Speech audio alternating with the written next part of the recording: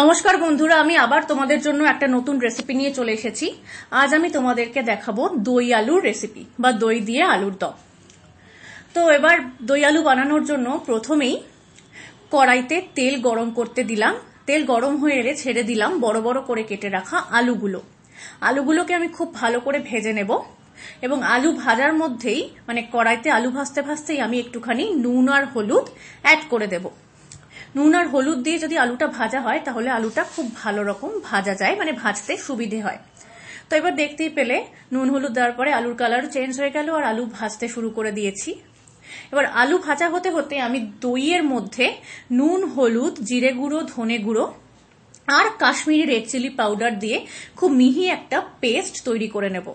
চামচ দিয়ে খুব ভালোভাবে নাড়বে, দরকার পড়লে হুইস্কার ইউজ করতে পারো যাতে পেস্টটা একদম মিহি হয়। তো আমি দেখতে পাচ্ছ চামচ দিয়েই করে নিচ্ছি, আমি আর হুইস্কার ইউজ করিনি। এবং চামচ দিয়ে খুব ভালোভাবে আমি একটা থকথকে পেস্ট বানিয়ে নিলাম। তো এটা হতে হতে এবার দেখতে পেলাম যে আলুগুলো ভাজা হয়ে গিয়েছে। তো আলুগুলোকে আমি একটা পাত্রের মধ্যে তুলে সরিয়ে রাখলাম। এবার তেল গরম করে আমি শুকনো লঙ্কা, গোটা গরম মশলা, একটুখানি নুন আর গোটা জিরে ফোড়নে দিলাম। ফোড়নটা খুব ভালো করে নাড়াচাড়া করে আমি দিয়ে দিলাম আদা বাটা। সেটাকে আরেকটুখানি নাড়াচাড়া করে আমি দিয়ে দিলাম দইয়ের পেস্টটা। এবার খুব ভালোভাবে পুরো গ্রেভিটাকে নাড়াচাড়া করতে হবে যতক্ষণ না ঠিক মতন তেল ছেড়ে আসে। তারপর আমি দিয়ে দিলাম একটুখানি চিনি। রান্নায় চিনি একটু না হলেই নয়, তো সেটা দিয়েও আমি খুব ভালোভাবে চিনিটাকে গলিয়ে ভালোভাবে নেড়ে নিলাম। এবার তেল ছেড়ে আসলে আরেকটু তেল ছেড়ে আসলে আমি দিয়ে দিলাম ধনেপাতা কুচি। এবার ধনেপাতা কুচি দিয়ে খুব ভালোভাবে নেড়ে নিলাম। আরো একটা কথা বলি, ধনেপাতা কিন্তু একেবারে অপশনাল, তোমরা না চাইলে নাও দিতে পারো।